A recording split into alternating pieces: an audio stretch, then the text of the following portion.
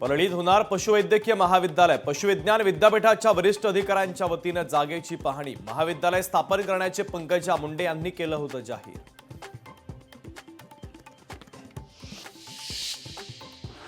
ST bus प्रवासात देखील UPI आता सुपरहिट। तिकिटासाठी सुट्ट्या पैशांची कटकट थांबली। पुणे विभागामध्ये सध्या 1800 यूपीआय मशीन।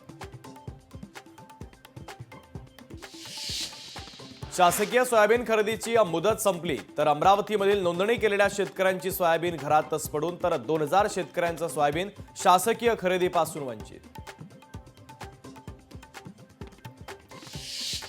बीड जिल्ह्यातील सोयाबीन उत्पादक शेतकरी अडचणीत। शासनाचा हमीभाव खरेदी केंद्र बंद झाल्यानं 23,000 शेतकऱ्यांचं सोयाबीन खरेदी विना तर शासनाकडून मुदतवाढ मिळावी अशी शेतकऱ्यांची अपेक्षा।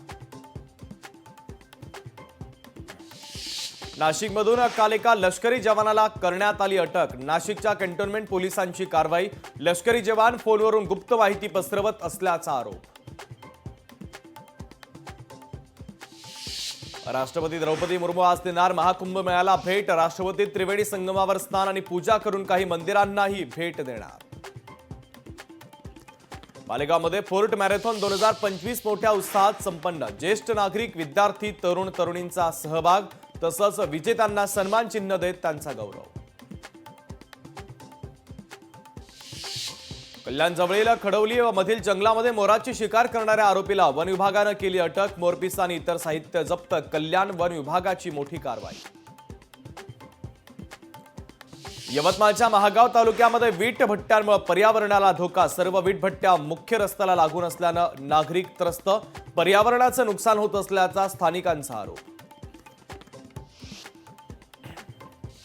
सिल्लोडमधील कोविड सेंटरची इमारत धुळखात पडून लाखो रुपये खर्च करून उभारण्यात आली होती इमारत। फेब्रुवारी महिन्यातच यंदा उन्हाळ्याची चाहूल। 24 तासामध्ये सोलापूरमध्ये उच्चांकी 36 अंश तापमानाची नोंद। महाराष्ट्रातील तापमानामध्ये कमाल आणि किमान चढ उतार राहण्याचा अंदाज।